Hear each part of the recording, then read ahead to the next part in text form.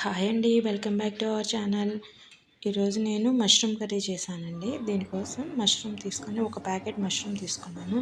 దీనిపైన పొట్టు ఇలా ఒలుచుకోవాలండి. అదంతా మురికిగా మట్టి మట్టిగా ఉంటుంది కదండి. ఇలా ఒలిచేసుకుంటే నీట్గా ఉంటాయి అన్నమాట. పొట్టులు ఇలాగా నీట్గా ఒలిచేసుకోవాలి. ఒలిచేసుకుని వాటర్లో వేసుకుని శుభ్రంగా కడిగేసుకోవాలండి. ఇలా తీయకపోతే పైన జిగురు కూడా ఉంటుందండి. ఇలా ఒలుచుకుంటే కనుక నీట్గా ఉంటుంది. ఇలాగా మష్రూమ్ మొత్తం ఇలా పొట్టు తీసేసుకున్నానండి. తర్వాత కర్రీ కోసం మన గ్రేవీ మష్రూమ్ అంటే గ్రేవీ ఎక్కువ చేసుకుంటాం కదా, దీనికోసం ఒక పెద్ద ఉల్లిపాయని సన్నగా కట్ చేసుకోవాలండి. 2 పచ్చిమిరపకాయలు కూడా కట్ చేసుకోవాలి. తర్వాత స్టవ్ ఆన్ చేసుకొని పాన్ పెట్టుకుని ఆయిల్ వేసుకోవాలి. దీంట్లోకి బిర్యానీ ఆకు, చెక్క, లవంగ, యాలకాయ వేసుకోవాలండి. ఇవి వేగాక మనం ముందుగానే సన్నగా కట్ చేసుకొని ఉల్లిపాయ, పచ్చిమిరపకాయ వేసుకోవాలండి. మనం సన్నగా కట్ చేసుకుని కానీ గ్రేవీలో కలిసిపోయి మిక్సీ పట్టుకోవాల్సిన అవసరం ఉంటుంది.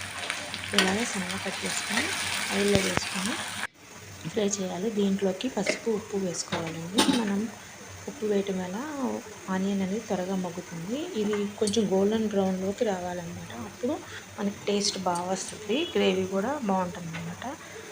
ఫ్రెష్గా నూరుకున్న అల్లం వెల్లుల్లి పేస్ట్ కూడా వేసుకోవాలండి, 1 స్పూన్ వరకు. ఇలా వేసుకొని మొత్తం కలిపేసుకొని ఈలోపు మనం గ్రేవీ కోసం మిక్సీ జార్ తీసుకొని ఒక పెద్ద టమాటా తీసుకున్నానండి. దీంట్లోకి కొన్ని జీడిపప్పు పలుకులు కూడా వేసుకొని మెత్తగా, చాలా మెత్తగా మిక్సీ పట్టుకోవాలండి. దాన్ని మనం ఆనియన్స్ అవి వేగిపోయాక దాంట్లో వేసి మొత్తం కలిపి తిప్పేసుకుని ఆయిల్ బయటకు వచ్చే వరకు వేయించుకోవాలన్నమాట. అప్పుడు టమాటా జీడిపప్పులోని పచ్చివాసన అంతా పోతుంది, టేస్ట్ కూడా బాగా వస్తుంది అలా వేపుకుంటే. ఈలోపు మష్రూమ్ వాటర్లో వేసాను కదా, దాన్ని మనకు కావాల్సిన సైజులో కట్ చేసుకుని దీంట్లో కూరలో వేసేసుకోవాలండి.